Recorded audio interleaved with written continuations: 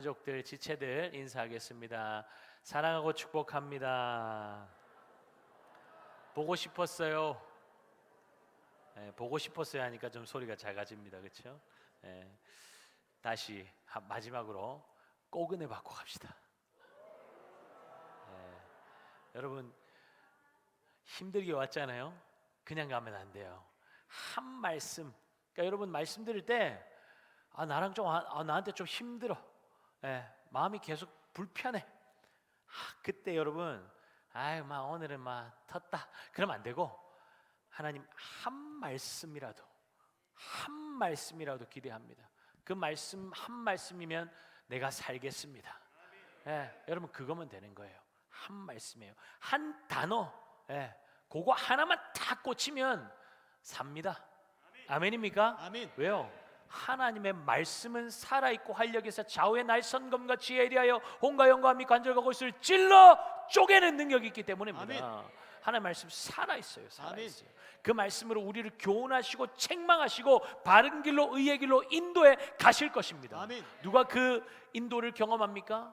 기대하고 사모하며 주의 말씀을 받는 사람. 아멘. 하나님 말씀에 운명을 거는 자, 그죠? 아멘. 그 말씀에 생명을 거는 자 한 사람. 그 한 사람 누구? 아멘. 할렐루야. 아멘. 그 한 사람이 여러분 되시기를 예수님의 이름으로 축복합니다. 아멘. 여러분 말라기 말씀 들으면서 불편하시죠? 불편하죠? 계속 불편할 거예요. 불편한 말씀을 많이 들어야 돼요. 좀 소망의 말씀 없나? 좀 위로와 좀 그런 말씀 없나? 좀 힘이 되는 말씀 없나? 여러분 이 안에 하나님의 마음을 발견하는 것이 너무나 중요합니다. 아멘. 이 안에 하나님의 사랑이 있고요, 이 말씀 안에 회복의 메시지가 있고, 이 말씀 안에 여러분을 향한 하나님의 놀라운 계획이 들어 있습니다. 아멘. 그러니까 그냥 액면 그대로 받으면 안 되고 그 안에 주님 지금 뭘 말씀하고자 하는가 그걸 취해야 되는 거예요. 그러니까 아멘. 성령으로 분별하셔야 돼요. 아멘. 그냥 내 귀에 불편해, 지금 저격하는 말씀 아니야? 그거는 사단이 여러분들의 마음을 방해해서 하나님의 의도, 하나님의 의중, 하나님의 원하시는 그 메시지를 듣지 못하게 하고 이 밤에 낭망하게 하고 낙심하게 하고 은혜에서 떨어져 나가게 하려는 악한 사단의 방해인 것을 기억하시고 계속 영적 전쟁을 치러 나가셔야 돼요. 아멘. 특별히 이 밤에는 하나님의 은혜를 더 크게 부어주시기로 작정하신 밤이기 때문에 아멘. 여러분 그냥 가면 안 됩니다. 아멘. 그냥 넘어지면 안 돼요. 그냥 대충 하고 가면 안 돼요. 하나라도 한 말씀이라도 주십시오. 그렇게 여러분 헐떡거리면서 나아가면 천국은 침노하는 것이 자의 것이라고 아멘. 그랬잖아요. 아멘. 주님이 그냥 하늘 문을 여시고 쏟아 부어 주실 거예요. 아멘. 근데 여러분들의 믿음의 그릇이 뒤집어져 있으면 못 받는 겁니다. 열어 드려야 돼요. 더. 아멘. 그래서 제가 기도할 때마다 더 충만하게, 더 충만하게, 더 충만하게. 그거면 그냥 입에 달아요. 더 받고 싶거든요. 더 헐떡거리면서 나아가면 하나님은 모자람이 없습니다. 넘치게 하실 겁니다. 아멘. 오늘 너무 퍽퍽해 심령이. 그러면 여러분 그냥 완전히 그냥 덮이도록 그냥 머물러 있어야 돼요. 졸더라도 갑자기 쥐야 하면 팍 깨가지고 그때 불이 팍 떨어지는 거 저는 아멘. 경험해봤어요. 아멘. 청년 때 너무 길게 해가지고 목사님이 쥐야 하는데 잠들었어. 근데 갑자기 옆에서 쥐야 하는데 정신 번쩍, 그래 내가 이 밤에 왔는데 내가 그냥 가면 되겠나. 그때부터 불이 임하는 거예요. 아멘. 졸아도 괜찮아요. 그러니까 제가 팍 하지 않으니까 여러분 괜찮아. 근데 마음을 놓치지 마세요. 마음, 주님을 향한 갈망, 아멘. 한 말씀, 주님 은혜, 그 은혜의 뽀시래기라도 좋습니다. 뽀시래기 아시죠? 왜 모르는 척 하세요? 은혜의 모르겠네 표준어. 조금이라도 좋습니다. 주님 부어 주십시오. 그 마음으로 나아가면 하나님의 놀라운 은혜가 우리를 충만하게 채우실 줄 믿습니다. 아멘. 말라기 시대에 하나님의 백성들이 하나님과 맺은 언약을 생명 다해서 지켜야 함에도 불구하고 하찮게 여기며 언약을 함부로 깨뜨렸던 이유가 무엇이었습니까?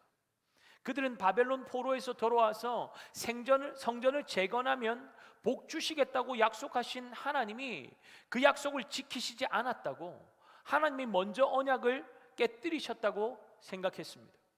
그러면서 자신들을 향한 하나님의 사랑을 의심하기 시작했죠.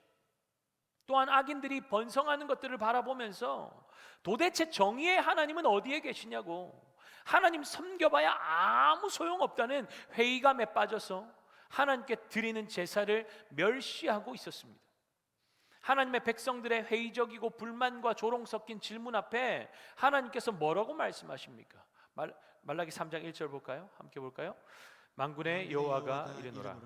보라, 내가 내 사자를 보내리니 그가 내 앞에서 길을 준비할 것이요 너희가 구하는 바 주가 갑자기 그의 성전에 임하시리니 곧 너희가 사모하는 바 언약의 사자가 임하실 것이라. 아멘. 언약의 사자가 성전에 임하셔서 하시는 일이 무엇이었습니까?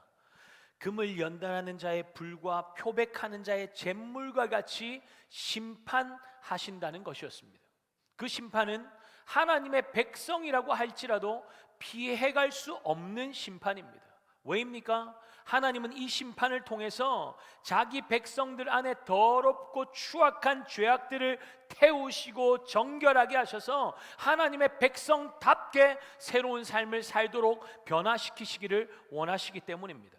아멘. 그러니 이스라엘 백성들을 심판대 앞에 세우시고 심판장 되시는 하나님께서 그들에게 요구하시는 것이 무엇이겠습니까? 내게로 돌아오라는 것이죠. 하나님이 도대체 우리를 어떻게 사랑하셨습니까? 외치고 있는 이스라엘 백성들 앞에 하나님의 사랑은 변하지 않고 끝이 없다고 말씀하십니다. 7절 볼까요? 만군의 여호와가 이르노라. 너희 조상들의 날로부터 너희가 나의 규례를 떠나 지키지 아니하였도다. 그런즉 내게로 돌아오라. 그리하면 나도 너희에게로 돌아가리라 하였더니 너희가 이르기를 우리가 어떻게 하여야 돌아가리까 하는도다. 아멘. 부부의 언약을 깨뜨리고 다른 남자를 찾아서 돌아서버린 신부 이스라엘을 기다리시는 신랑 하나님은 신부에게 또 다시 기회를 주고 계십니다. 돌아오기만 하면 나도 너희에게 돌아갈 것이라고 말씀하십니다. 여러분, 이것이 복음 아닙니까? 하나님 떠나서 죄 가운데 뒹굴고 있는 인생들을 심판의 불로 소멸시켜버려도 전혀 문제가 없는데, 우리 하나님은 자기 백성을 향한 사랑, 그 사랑은 변하지 않을 것이라고, 돌아오기만 하면 받아줄 것이고 돌아오기만 하면 모든 것을 다 회복시키겠다고 말씀하고 계시는 것입니다. 그렇다면 관건은 하나님을 떠났던 백성들이 어떻게 하나님께로 돌아가느냐일 것입니다. 이스라엘 백성들이 하나님의 백성답게 살아가는 기준이 무엇이었습니까? 하나님이 주신 율법이었습니다. 그런데 하나님의 백성들의 삶의 기준이 되는 하나님의 율법을 떠나서 그들은 그 율법을 지키지 않았다는 것입니다. 오늘 본문은 하나님의 백성 이스라엘이 깨뜨린 규례가 무엇인지를 구체적으로 말씀하고 있죠. 8절 함께 보겠습니다. 사람이 어찌 하나님의 것을 도둑질하겠느냐? 그러나 너희는 나의 것을 도둑질하고도 말하기를 우리가 어떻게 주의 것을 도둑질하였나이까 하는도다. 이는 곧 11조와 봉헌물이라. 아멘. 하나님은 자기 백성 이스라엘이 하나님께 드려야 할 11조와 봉헌물을 도둑질함으로 하나님의 규례를 깨뜨렸다고 말씀하고 계십니다. 백성들은 억울해하죠. 우리가 어떻게 주의 것을 도둑질하였습니까? 자신들은 하나님께 11조와 봉헌물을 드렸다는 거예요. 그런데 문제는 하나님의 기준에 맞게 드린 것이 아니라 자기 기준에 맞게, 주머니 사정에 맞게 드렸다는 것이죠. 여러분, 하나님께서 나에게 돌아오려거든 온전한 11조를 바치라고 말씀하시는 것은 단순히 돈의 문제, 액수의 문제가 아니라는 것을 우리는 기억해야 합니다. 이것은 하나님과의 관계의 문제를 말하는 것입니다. 돌아간다는 것은 회개의 의미를 가지고 있죠. 몸만 하나님께로 돌이키는 것이 아니라 회개가 아니라는 것입니다. 그들의 잘못된 삶의 태도, 삶의 방식, 삶의 목적과 방향까지도 하나님께로 돌아가야 한다는 것입니다. 아멘. 그 회개의 일환으로 하나님은 그들의 11조와 봉헌물에 대해서 말씀하고 계신 것입니다. 우리가 가진 개역 개정 성경은 이스라엘 백성들이 하나님의 것을 도둑질한다고 되어 있지만, 히브리어 원문을 직역하면 사람이 어찌 하나님을 도둑질하겠느냐라고 되어 있습니다. 하나님의 것을 도둑질하는 것과 하나님을 도둑질하는 것은 완전히 다른 의미 아닙니까? 어떻게 하나님을 도둑질하겠어요? 하나님은 지금 이스라엘 백성들이 얼마나 크나큰 죄악을 저지르고 있는지를 말씀하기 위해서 이 말씀을 하시는 것입니다. 그들이 훔친 것은 단지 돈이 아니라는 것입니다. 세계와 거기에 충만한 모든 것들이 다 하나님의 것인데, 돈 몇 푼 떼먹은 것 때문에 하나님께서 이것을 문제 삼으시는 것이 아니라는 것입니다. 여러분, 역대상 29장 14절에 보면 다윗이 하나님 앞에 이런 감사의 기도를 올리는 것을 볼 수 있습니다. 제가 읽을게요. 나와 내 백성이 무엇이기에 이처럼 즐거운 마음으로 드릴 힘이 있었나이까? 모든 것이 주께로 말미암았사오니 우리가 주의 손에서 받은 것으로 주께 드렸을 뿐이니이다. 아멘. 우리가 주의 손에서 받은 것으로 주께 드렸을 뿐이니이다. 아멘. 하나님 앞에 즐거운 마음으로 드릴 수 있는 이유가 무엇이라는 것입니까? 내 것이 아니라 모든 것이 하나님으로부터 말미암았다는 사실을 인정하니까 어떤 고백이 나오고 있습니까? 주의 손에서 받은 것을 주께 드렸을 뿐이라는 것이요. 하나님께 내가 얼마나 많이 드린 줄 알아? 얼마나 헌금을 많이 바친 줄 알아? 왜 이런 교만한 말이 튀어나옵니까? 내 힘과 지혜와 노력으로 거둔 내 것이라고 생각하기 때문 아닙니까? 하나님께 드리는 것에 대해서 인색해지는 것도 그 이유 때문 아닙니까? 물론 하나님께서 우리에게 허락하신 것들이니 우리의 필요를 위해서도 사용해야겠죠. 하나님은 그것을 나무라는 것이 아닙니다. 다 하나님의 것이지만 너희의 필요를 위해서 쓰되 모든 것이 하나님의 것임을 인정하고 고백하는 의미로 10분의 1을 구별하여서 하나님 앞에 드리라는 것 아닙니까? 그런데 그것조차도 드리기가 아까워서 타협하고 속이고 하나님을 강탈하고 그 백성들이 하나님을 상하게 만들었다는 것입니다. 봉헌물은 어떻습니까?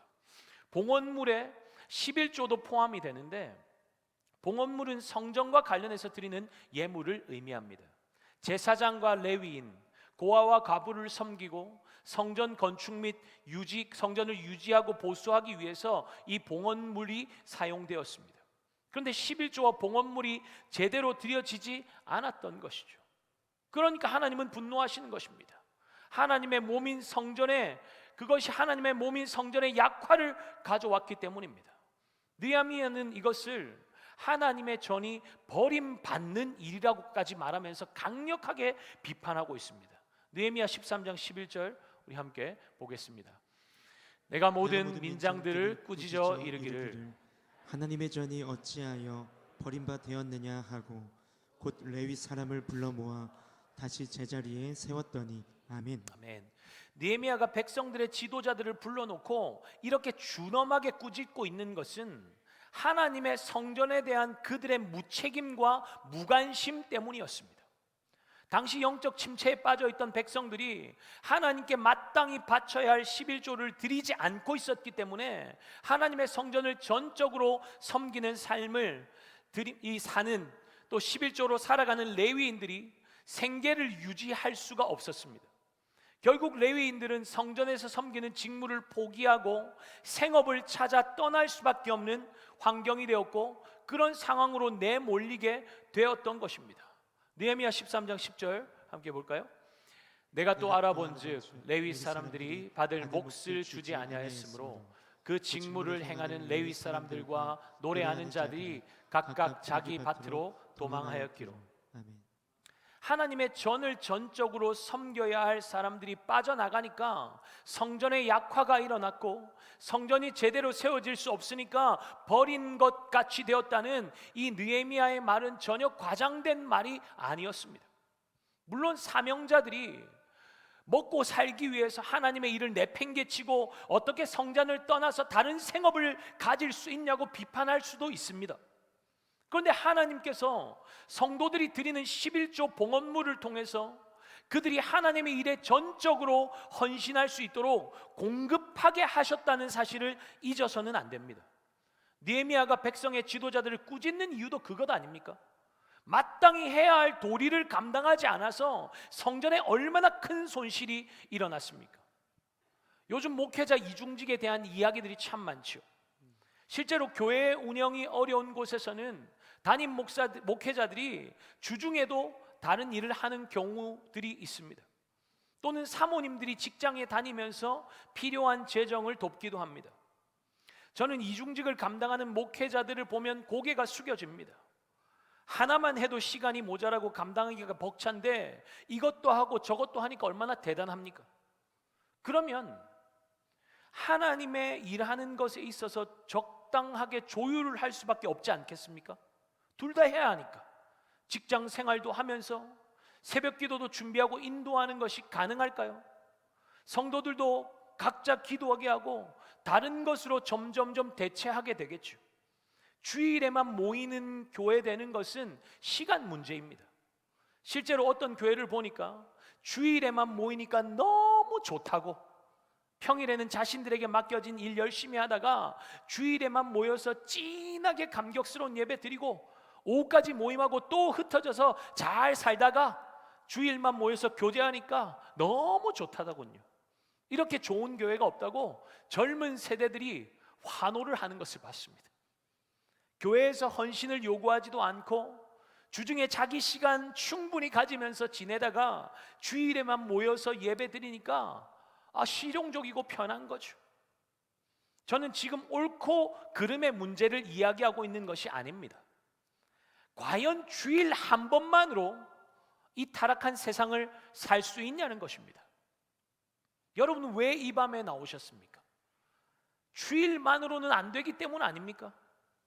주일 한 번 은혜 듬뿍 받고 충분히 일주일을 살 수 있다고 생각할지 모르지만 세상 속에서 금방 바닥나는 것을 경험하고 나니까 하나님 은혜 없으면 살 수 없다는 것을 아니까 또 채우고 또 채우는 것 아닙니까? 그러니까 교회가 할 수 있다면 교역자들이나 사모님들이 생활비 부족해서 모자라서 생업의 현장으로 뛰어들어가지 않고 교회 사역에 집중할 수 있도록 해줄 수 있다면 그것은 낭비가 아니라 오히려 교회를 더 건강하게 세우는 지혜로운 선택이 되는 것입니다. 제가 아는 한 목사님은 꽤 큰 교회에서, 아주 큰 교회에서 오랜 시간 담임 사역을 감당하셨습니다. 그런데 교회가 빚 갚는다는 명분으로 목사님 생활비를 제대로 드리지 않은 거예요. 목사는 은혜로 살아야 한다고 말하겠지만 그들도 생활을 해야 하고 아이들도 교육시켜야 하니까 이 목사님이 선택한 방법은 외부 집회를 다니면서 그 필요한 재정을 충당하는 것이었습니다. 그러다 보니까 어떨까요? 외부로 계속 집회를 다니시다 보니까 교회 안에 신경을 자연스럽게 덜 쓰게 되는 것이죠. 이 목사님 설교가 참 은혜로웠고 그 말씀에 은혜도 많이 받았고 배울 것도 참 많은 분이었는데 어느 순간 이 목사님의 말씀을 들어보니까, 설교를 들어보니까 준비가 너무 안 된 것이 티가 나요. 제가 누구의 설교를 평가할 자격도 실력도 되지 않지만 설교를 듣는데 히브리어 헬라어 써가면서 유식하고 똑똑한 티는 팍팍팍 나타나는데 말씀이 은혜가 안 되는 거죠. 예전과 다른 거죠. 외부 집회 다니신다고 바쁘시니까 예전과 다를 수밖에 없는 것이 너무나 당연한 것 아니겠습니까? 결국 목양 일념하지 못하니까 그럴 수밖에 없는 것 아니겠습니까? 무조건 목사의 잘못이라고 말할 수 있겠습니까? 사모가 일하는 것도 마찬가지죠. 목사 혼자 목회하는 것이 아니고 사모의 적극적인 지지와 기도와 돌봄과 헌신이 없다면 구멍이 여기저기서 뚫릴 수밖에 없습니다. 목회 전념 못해요.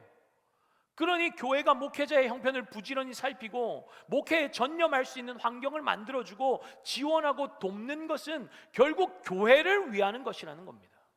목회자는 하나님이 책임져 주신다는 마음으로 살아야 하는 것 맞습니다. 그러나 성도는 교회가 목회자를 섬기고 지원하고 섬겨야 할 책임이 있다는 것을 기억해야 합니다. 목회자가 성장하는 만큼 교회는 성장합니다. 좋은 교역자들을 모셔야 하는 이유도 바로 그것입니다. 그런데 좋은 교역자 모시기가 쉽지 않습니다. 정말 쉽지 않습니다. 지금 대구의 큰 교회들도 좋은 교역자를 구하지 못해서 난립니다. 부산도 마찬가지, 서울도 마찬가지. 신학생들도 교회보다 편의점 알바 대우가 더 좋으니까 목사 되기 전까지 교회 사역을 기피하는 거예요. 지방에서는 아무리 좋은 대우를 해준다고 해도 안 오려고 합니다. 안 와요. 사명 따라 가겠습니다. 글모도 가겠습니다. 아골골짝 빈들에도 가겠습니다. 이것은 목회자 자신이 하나님 앞에서 결단할 문제인 것이지, 다른 누군가가 이런 것들을 요구한다면 여러분, 그것은 폭력 아닙니까? 여러분들의 자녀에게 이런 걸 요구하시겠어요? 누구도 그렇게 하지 않습니다. 교역자에게 잘해주세요, 이 말 하려고 하는 것 아닙니다 라고 하실 줄 알았죠. 이건 말하는 거 맞습니다. 그런데 사례 많이 주세요, 그건 아닙니다. 마음부터 하라는 거예요. 마음부터, 귀하게 여기는 마음부터, 감사하는 마음부터, 거기서 시작되는 것입니다. 당연하게 여기지 마시고, 여러분이 교역자들 먹여 살린다는 착각하지 마시고, 고용주처럼 그 자리에 서지 마시고, 그런 분들은 없지만 주님이 우리 교회에 보내주신 정말 귀한 선물이라고 생각해 보십시오. 그러면 말 한마디라도 다르지 않겠습니까? 물론 교역자들도 성도님들을 대할 때 그 마음으로 대하는 것이 너무나 당연합니다. 그 마음 없으면 하지 말아야죠. 나가야 돼요. 참 감사한 것은 우리 교회는 그런 성도님들이 점점 많아지고 있다는 것입니다. 다라고 말할 수는 없겠지만 점점 많아지고 있다는 것, 소망이 있죠. 그게 저에게 참 위로와 격려가 될 때가 많습니다. 말만 들어도 힘이 나죠. 행복합니다. 여러분, 저 행복해 보입니까? 네. 목사가 행복한데, 목사가 교회에서 행복하고 만족하는데 왜 날 제대로 대우 안 해주냐고 불평하겠습니까? 더 잘해주는데 가야지 하면서 다른 데 눈 돌리고 허튼 짓 하겠습니까? 허튼 생각 하겠습니까? 물론 목회자는 교회가 섬기는 것에 대해서 감사하고 만족하면서 주님의 일을 감당해야 합니다. 그러할 때 교회는 더욱더 든든하게 세워져 가는 것이죠. 여러분, 제가 교역자들 자랑하는 것 같지만 사실 우리 목사님들, 사모님들이 우리 생활비가 모자라서 직장 나가야 되겠어요. 사모님들이 만약 그렇게 한다면 제가 말릴 수 있는 명분이 없습니다. 그런데도 모두가 직장 다니지 않고 은혜의 자리, 기도의 자리, 섬기는 자리 사수하면서 목사님들의 목회를 진심으로, 전심으로 돕고 있습니다. 여러분, 알게 모르게 섬기는 일도 참 많습니다. 힘들고 어려운 성도들, 아이들 찾아다니고 청소년들, 청년들 집에서 불러다 먹이고 자비로 먹이고 재우고 입히고, 그 선한 영향력이 성도들에게 흘러가고 있고 얼마나 감사합니까? 저는 이분들이 저의 목회의 최고의 동력자들이고 조력자들이라고 생각합니다. 항상 미안하고 고맙고 감사한 마음뿐입니다. 그래서 더 잘해주고 싶은 마음이 굴뚝 같습니다. 여러분은 어떠십니까? 여러분은 어떠세요? 당연한 것이 아닙니다. 아닐 수 있습니다. 물론 사람 앞에 하는 것이 아니라 하나님 앞에서 하는 것이지만 한 번 정도 여러분과 이런 기회에 이런 이야기를 나누어도 좋겠다 싶었습니다. 봉헌물은 하나님의 것이니 하나님 앞에 돌려야 한다는 의식이 없으면 어떻습니까? 내가 낸 헌금으로 교회 운영되는 것 아니야. 내가 낸 헌금으로 교역자들 먹고 사는 것 아니야. 내가 낸 헌금으로 선교지에 후원하는 것이라고 어깨에 힘주고 거들먹거리겠죠. 그래서 내 마음에 안 들면 선교 후원금도 내 마음대로 잘라요. 어떤 교회의 성도님은 자신이 아주 힘든 중에 헌금했는데 목사님, 사모님이 동네 개들 걷어서 먹이는 것을 보고 귀한 헌금을 그렇게 함부로 낭비하고 있다고 마음 상해서 헌금 안 하게 되었다는 이야기를 들은 적이 있습니다. 누구에게 하는 것입니까? 누구의 것입니까? 결국 그러한 생각들이 쌓이다 보니까 무엇보다 하나님과 친밀한 관계가 세워지지 않다 보니까 하나님의 것을 내 것인 양 취하고 하나님의 것을 가지고 내 마음대로 휘둘러 대는 것 아닙니까? 하나님께서 이스라엘에게 지적하시는 이 11조와 봉헌물의 문제는 돈의 문제, 액수의 문제가 아니라 관계의 문제라고 했습니다. 결국 누가 주인이 될 것이냐의 문제라는 것이죠. 내 거니까 10분의 1을 내든 내 주머니 사정에 맞게 내든 안 내고 건너뛰든 상관없는 것 아닙니까? 그러니까 너희가 하나님의 것을 도둑질했다는 말에 발끈하는 것이죠. 우리가 언제 그랬습니까? 그런 적 없는데요. 왜 그럽니까? 나는 내 것 가지고 내가 원하는 대로 했을 뿐이거든요. 그러니까 그들에게는 아무런 문제의식도 없었고 내 것을 가지고 내 마음대로 했는데 도둑질이라고 말하고 저주받을 것이라고 말씀하시는 그런 하나님이 도무지 이해가 되지를 않는 것이죠.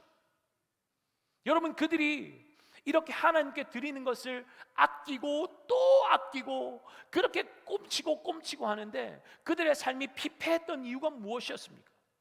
모든 것이 하나님의 것임을 인정하지 않고 내가 주인 되는 삶을 사니까 그런 것 아닙니까?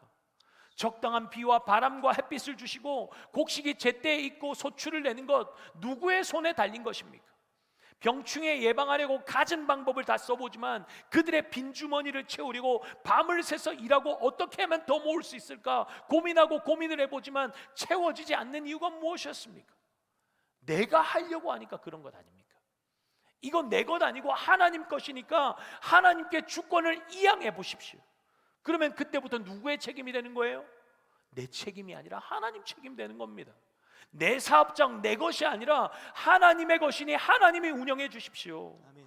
홍보도 하나님께서 해주시고 기계도 고장나지 않게 하나님께서 붙잡아 주시고 좋은 비즈니스 파트너도 하나님이 만나게 해주시고 물론 나도 열심히 해야겠죠. 근데 누구의 것인지를 분명하게 해야 한다는 것입니다. 아멘. 가정의 주인이 누구입니까? 아빠입니까? 경제의 주도권, 밥줄을 쥐고 있는 엄마입니까? 아니면 자식입니까? 아니죠. 가정의 주인은 하나님이신 줄 믿습니다. 아멘. 구미강동교회 당회장이 누구입니까? 그렇죠. 국강승 목사가 아니에요. 하나님입니다. 하나님. 아멘. 제가 당회장이라고 설쳐되면 그때부터 제 입에는 단내가 풀풀 나게 될 거예요. 왜요? 실력도 없고 경험도 없고 능력도 없고 지혜도 없는 내가 해야 하니까. 그러면 힘을 바짝 주게 되는 겁니다. 어깨에 힘이 들어가고 소통이 불통이 되고 과도하게 밀어붙이고 그러다가 사고 나는 것 아닙니까? 주님께서 당회장이 되시고 저는 교육전도사의 심정으로 물어야 합니다. 전 그렇게 배웠어요. 그렇게 해야 한다고 생각해요. 주님, 이거 어떻게 할까요? 저는 잘 모르는데 가르쳐 주세요. 어떻게 말하고 어떻게 이끌어야 할지 지혜를 주세요. 저분의 마음을 제가 바꿀 수 없는데 주님이 바꾸어 주세요. 이 문제를 주님이 해결해 주세요. 그렇게 맡기며 나가니까 행복하게 주의 일 감당할 수 아멘. 있는 것 아니겠습니까? 만약 제 힘과 제 지혜로 감당해야 한다면 저는 이 자리에서 단 하루도 못 버틸 것 같습니다. 그것이 저의 솔직한 심정입니다. 여러분, 나에게 있는 모든 것들이 주님으로부터 온 것임을 인정하십니까? 아멘. 주님께 드릴 때도 주님께서 주셨으니까 주님께 마땅히 돌려드립니다. 기쁜 마음으로 감사함으로 드리고 계십니까? 이 시간을 드리는 것도 마찬가지입니다. 사람 눈 의식해서 억지로가 아니라 자원함으로 기쁨으로 드릴 수 있는 이유가 무엇이죠? 어떤 사람은 건강 때문에 이 자리에 오고 싶어도 못 오는데 이 자리의 중요함을 몰라서 맛을 못 봐서 못 오는 사람도 많은데 나는 그 맛을 알게 해주시니 얼마나 감사합니까? 어떤 사람은 이 좋은 것을 몰라서 아무런 만족도 줄 수 없는 곳에서 시간 허비하고 낭비하고 있는데 주님과 귀한 교제를 누릴 수 있으니 행복하고 감사하고 기쁨이 넘치는 것 아닙니까? 그래서 어떤 교회에서는 시간에 11조를 드리자고 해서 한 달에 3일씩 새벽에 월삭 기도회로 모이기도 하죠. 저는 우리의 청년들이 오늘 청년들이 밑에 섬기러 가가지고 없어가지고 그런데 청년의 때에 시간의 11조를 하나님 앞에 드리는 것을 도전했으면 좋겠습니다. 그래서 우리 청년들 군대 갔다 와서 복학을 앞둔 청년이 있거나 직장을 준비하는 청년들, 결혼 전에 미혼의 청년들에게 자주 권면합니다. 단 한 달만이라도 선교지에 다녀와라. 그러면 또 나가고 싶을 거다. 이 좁은 땅에서 치열하게 경쟁하면서 숨가쁘게 세상 사람들과 똑같이 헐떡거리면서 쫓아가지 말고 젊음의 시간을 좀 구별해서 하나님 앞에 한번 드리는 결단을 해봐라. 그러면 하나님이 너의 눈을 열어주셔서 진짜 새로운 세계를 보게 하시고 너의 삶의 목적도 완전히 달라지게 될 거야. 그런 권면을 아주 자주 합니다. 그런데 당장 눈앞에 있는 해결해야 할 문제들이 너무나 많다 보니까 마음은 원하지만 쉽게 결정을 하지를 못하죠. 그런데 이번에 제가 고등부 담당할 때 제자가 구미에 몇 번 찾아와서 교제를 했는데 제가 그런 권면을 했더니 이 아이가 마음에 그 말을 새기고 기도하다가 젊음의 시간을 하나님 앞에 한번 구별해서 3개월을 들여보겠다고 결단했고, 제가 소개한 캄보디아 선교사님과 소통하고 캄보디아 비행기를 끊고 기도 편지를 써서 저에게 보낸 것을 제가 보고 얼마나 감사했는지 모릅니다. 아마 우리 청년들 중에도 지난 여름 캄보디아 갔다 와서 얼마나 뜨거운 마음으로 또 가고 싶다고, 나도 그렇게 시간을 구별해서 하나님 앞에 드리고 싶다고 그렇게 열정적으로 기도하고 있는 청년들이 있을 것입니다. 여러분, 하나님은 절대로 공짜가 없습니다. 하나님 앞에 드리는 것은 절대로 낭비가 아닙니다. 후이 되어 누르고 차고 흔들어 넘치도록 너희에게 안겨주시겠다고 말씀하시는 분이 우리 아버지이십니다. 아멘. 취업을 준비하면서 공부해야 할 시간을 쪼개어서 하나님 앞에 구별하여 예배로 올려드리는 분들이 있을 것입니다. 일하다가 가게 문 닫고 하나님 앞에 그 시간과 재정까지도 하나님의 손에 올려드리는 분도 있을 겁니다. 몸이 너무 힘들어서 쉬어야 하는데 그 시간을 주님께 드리고 있는 분도 계시겠죠. 여러분, 그 모든 것들이 하나님의 창고에 차곡차곡 쌓이고 있습니다. 하나님께 드린 그 작은 것들은 우리 창고에 쌓는 것과 비교할 수도 없고 상상할 수도 없는 결과로 우리에게 후이되어 누르고 흔들어 넘치도록 안겨지게 될 줄 믿습니다. 아멘. 여러분, 하나님께서 온전한 11조를 하나님의 창고에 들여서 하나님의 성전에 양식이 있게 하라고 말씀하시는 이유가 무엇입니까? 그곳으로 하나님의 일을 하는 제사장과 레위인과 더불어 하나님께서 보호라고 명령하신 고아와 과부와 나그네들을 제대로 섬기라는 것입니다. 그렇게 하나님 앞에 온전히 드려지는 예물을 통해서 하나님의 전에 양식이 풍성하여지고 그것들이 목적에 맞게 사용되면 하나님의 집은 세우신 목적답게 든든하게 세워져 가게 되는 것입니다. 아멘. 사실 그것보다 더 중요한 목적이 있습니다. 온전한 11조를 드리는 것이 하나님이 주신 율법과 규례를 지키라고, 이 규례를 지키라고 말씀하시는 이유가 무엇입니까? 신명기 10장 13절 한번 함께 보겠습니다. 내가 오늘 내 행복을 위하여 내게 명령하는 여호와의 명령과 규례를 지킬 것이 아니냐. 아멘. 하나님께서 돈이 필요해서 온전한 11조를 명령하시는 것이 아니라 저와 여러분의 행복을 위해서 온전한 순종을 명하신다는 것입니다. 아멘. 지금 내 쓸 것이 부족한데 저런 사람 챙길 여력이 어디 있냐, 그러면서 쪼그라든 손으로 인색하게 하나님 앞에 마땅히 드려야 할 것들을 건너뛰어 버린다면 하나님은 그것을 도둑질이라고 분명하게 말씀하고 계십니다. 경제적으로 몰리고 힘들어지면 그런 유혹이 있을 수 있습니다. 그러면서 지금은 어쩔 수 없으니까 다음에 좀 잘 되면, 경제 형편 좀 풀리면 더 하면 되지, 타협하기도 합니다. 근데 우리 하나님 그것도 안 된다고 말씀하십니다. 타협하지 말라고, 물러서지 말고, 이유 달지 말고 순종해 보라는 거예요. 아멘. 없는데 내놓으라고 해서 망하게 하시는지, 아니면 싸울 곳이 없도록 채우시는지, 진짜 하나님이 어떻게 하시는지 시험해 보라는 것입니다. 아멘. 여러분, 하나님을 시험하는 것은 불신앙 아닙니까? 하나님 그거 원하지 않습니다. 그러니 하나님은 너희 하나님을 시험하지 말라고 하지 않았습니까? 그런데 왜 11조에 관해서는 하나님을 시험해 보라고 말씀하고 계실까요? 자기 백성을 책임지시고 보호하시고 인도하시는 하나님을 자녀들이 도무지 인정하고 믿지를 못하니까 스스로 책임지려고 발버둥치며 시궁창에 뒹굴며 살아가고 있으니까 도대체 너의 하나님이 얼마나 부요하신 분인지, 얼마나 셈이 밝으신 분인지, 드릴 때 얼마나 풍성하게 채우는 분인지 제발 좀 경험해 보라는 것 아닙니까? 아멘. 여러분, 이스라엘 백성들의 삶이 왜 그렇게 쪼그라들었습니까? 왜 박박 긁는 인생이 되었습니까? 포로 생활이 끝나고 자유인이 되었고 고국 땅으로 돌아와서 하나님의 성전도 재건했는데 왜 그들의 삶에 기쁨과 만족이 없었습니까? 하나님의 하나님 되심을 인정하지 않고 신뢰함으로 그들의 삶을 하나님께 맡겨드리지는 못하니까 입에 단내 나도록 일하고 쌓고 또 쌓고 또 쌓아도 줄줄줄 새어나가는 것이죠. 하나님 복을 스스로 가로막고 있으니까 어떻습니까?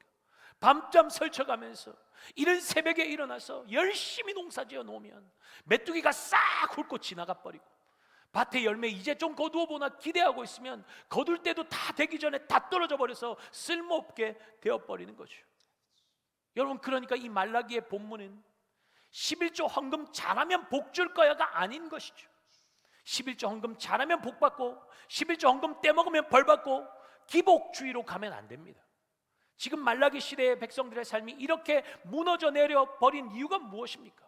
하나님을 하나님으로 인정하며 그 삶에 모셔드리지 않았기 때문 아닙니까? 주인으로 모셔드리지 않았기 때문 아닙니까? 11조 헌금 떼먹은 것은 하나님을 온전히 신뢰하지 못하는 그들의 불신앙의 강력한 증거 중에 하나일 뿐이었습니다. 지금 하나님께서 자기 백성들에게 요구하시는 것이 무엇입니까?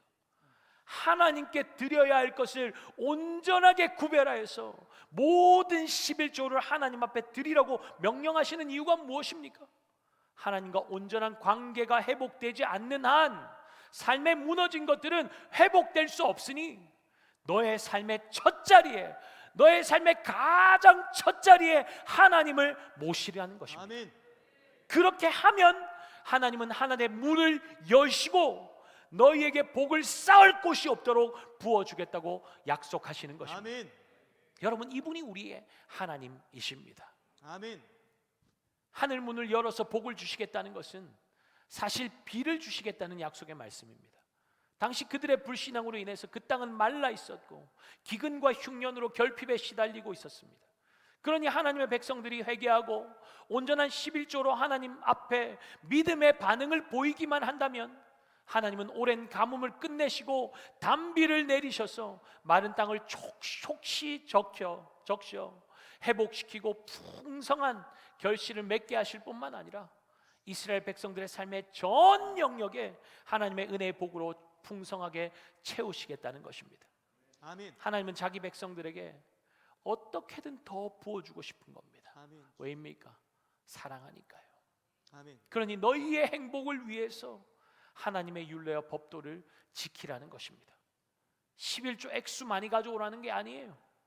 하나님과의 관계부터 회복하자는 것입니다. 아멘. 하나님의 하나님 되심을 인정하고 받아들이라는 것입니다.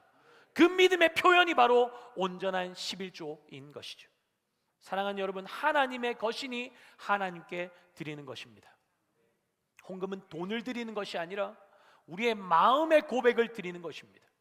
물질의 주인이 내가 아니라 하나님이심을 고백하는 것이고 아멘. 내 삶의 주인, 우리 가정의 주인, 자녀와 기업의 주인이 하나님이심을 고백하는 것이 바로 헌금입니다. 아멘. 그 고백으로 나아가면 하나님께서 먹이시고 입히시고 책임져 주시는 것을 경험하게 되는 것이죠. 아멘. 하나님께서 내 삶을 책임져 주시는 것을 경험하지 못하면 물질 문제에서 자유할 수가 없습니다. 늘 묶여 사는 거예요. 물질 앞에 벌벌벌 떠는 거죠. 그러나 하나님께서 책임지시는 것을 경험한 사람은 어떻습니까? 자유합니다. 하나님께서 내 삶의 주인이신데, 물질의 주인이신데 하나님이 책임져 주셔야죠. 당당합니다. 아멘. 아멘. 여러분, 그것이 하나님 자녀의 특권 아닙니까? 왜 아무리 벌어도 모자란 것 같습니까? 왜 만족이 없고 허기가 집니까? 왜 하나님께 드릴 때 주저합니까? 좀 더 쌓고 싶은 탐욕 때문 아닙니까? 헌금 생활은 물질적 탐욕을 포기하는 훈련입니다. 그런데 이 포기가 쉽지 않은 거죠. 다른 건 다 하겠는데 유독 물질의 문제에서만 자유가 없는 분들이 있어요. 이 밤에 성령께서 그 욕망의 족쇄에 묶여있는 심령들에게 자유를 선포하시고 풀어져 자유케 되는 놀라운 역사가 있기를 예수님의 이름으로 축복합니다. 아멘. 많이 드리면 더 받을 것이라는 기복주의 신앙이 아니라 하나님께서 주신 것을 하나님께 드렸을 뿐입니다. 주의 나라와 영광 위해서 더 드리고 싶습니다. 주님 사랑하기에 그런 자원 안으로 마음으로 흘러넘쳐서 성전 창고에 이 땅에 헐벗고 소외되고 상처난 자들을 섬기고 일으키는 데 쓰임받는 구미 강동교회 되기를 소원합니다. 아멘. 그렇게 성전 창고가 풍성하게 넘쳐나면 하나님이 기뻐하시는 그 일에 우리가 더 아름답게 헌신할 수 있어요. 여러분, 물질이 신이 되어서 군림하고 있는 세상 속에서 조금만 더를 외치며 조금만 더 채우자. 없으면 사람들에게 무시당한다. 자녀들도 무시한다. 준비 안 하면 노년에 게으르니까 한 푼이라도 더 모아야 된다 외치는 세상 속에서 우리가 어떻게 물질의 노예가 되지 않고 자유하며 살 수 있습니까? 미래를 준비하지 않고 한탕주의로 살자는 말이 아닙니다. 자신의 정체성을 분명히 하자는 것입니다. 아멘. 여러분, 우리는 하나님의 자녀입니다. 아멘. 하나님의 자녀예요. 하나님께 맡겨드리면 하나님이 책임지십니다. 아멘. 부모 없는 고아처럼 내 인생 내가 어찌 해보려고 미래를 설계하고 밤잠 이루지 못하고 어떻게든 무시당하지 않으려고 행복해지려고 아등바등 그렇게 사는 것이 얼마나 안타깝습니까? 나를 지키시고 보호하시고 돌보아 줄 아버지가 계신데 내 필요를 때마다 시마다 공급하시는 분이 내 아버지 하나님이신데 아멘. 풍요 속에서 살아갈 수 있는데 왜 굳이 빈궁의 삶을 택하겠습니까? 왜 깡통 들고 구걸하겠습니까? 필요하면 채우시는 분이 내 아버지신데 아멘. 내 손에 잡고 있는 것 빼앗아 가실까 봐 전전긍긍하면서 사는 모습 보시며 우리 아버지는 얼마나 마음이 아프실까요? 그러니까 정 나를 믿지 못하겠다면 시험해 보라는 것입니다. 그렇게라도 하나님의 하나님 되심이 어떠한 것인지 제발 좀 경험해 보라는 것입니다. 아멘. 그래야 하나님의 자녀답게 당당하게 살아갈 것 아닙니까? 이스라엘 백성들이 그 믿음으로 살지 못했으니 이방 나라들의 조롱거리가 된 것이죠. 그러나 이스라엘이 하나님께 돌이킴으로 하나님과 올바른 관계가 회복되기만 하면 손가락질하던 이방 나라의 조롱은 감탄과 간증으로 바뀌게 될 것을 우리 하나님은 약속하고 계신 것이죠. 아멘. 12절 한번 볼까요? 12절 함께 읽겠습니다. 너희 땅이 아름다워짐으로 모든 이방인들이 너희를 복되다 하리라. 만군의 여호와의 말이니라. 할렐루야. 아멘. 여러분, 오늘 말씀을 어떻게 받으셨습니까? 어떻게 받으셨어요? 어떤 마음으로 받으셨어요? 또 헌금 설교야? 얼마나 더 내라고? 내가 지금까지 얼마나 더 많이 냈는데 누구를 위한 것입니까? 여러분, 한 가지만 기억하십시오. 하나님께서 우리에게 율례와 규례를 지키라고 명령하시는 것은 분명합니다. 하나님의 행복을 위함이 아니라 너희의 행복, 우리의 행복을 위해서라는 것입니다. 아멘. 우리의 행복을 위해서 하나님은 온전한 11조 헌금 생활을 명하고 계신 것입니다. 본문의 핵심은 무엇입니까? 11조 제대로 해라가 아니죠. 하나님이 어떤 분이신지를 알라는 것입니다. 아멘. 하나님 제대로 알면 알수록 더 사랑하고 싶지 않습니까? 사랑하는데 내가 이것까지 해야 해 라는 말이 나옵니까? 하나님 자신의 전부를 내어주실 때 우리를 기꺼이 사랑함으로 다 내어주시지 않았습니까? 그 사랑을 입었다면, 그 하나님의 다함 없는 사랑을 안다면 그 사랑에 합당하게 반응하게 되는 것이죠. 기쁨으로 자원함으로 주님 앞에 나아갈 수 있는 것입니다. 아멘. 주님 이 밤에 우리에게 질문하십니다. 너의 삶의 주인은 누구냐? 우리의 물질이, 우리의 마음이 가는 그곳에 우리의 삶의 참 주인이 계십니다. 저와 여러분의 삶의 주인은 누구이십니까? 우리 다 함께 일어나서 함께 주님 앞에 찬양하며 나갑시다.